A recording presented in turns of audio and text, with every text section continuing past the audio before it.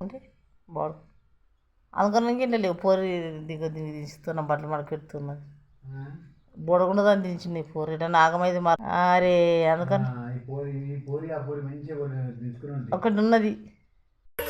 నీలేత పాదాలంటే ధూళైతే చాలనుకుంటే పాపిట తిలకమే చేసావమ్మా.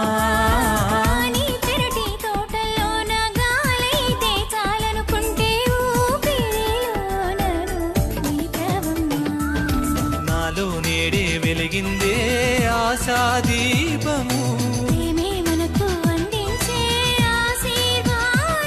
నీ మెళ్ళో ముళ్ళేసి మల్లెల్లో ఇల్లేసి జతపడి బ్రతకని జన్మెందుకో ఒట్టేసి చెబుతున్నా వింటున్నావా ఓ మైనా నువ్వంటే నేనని.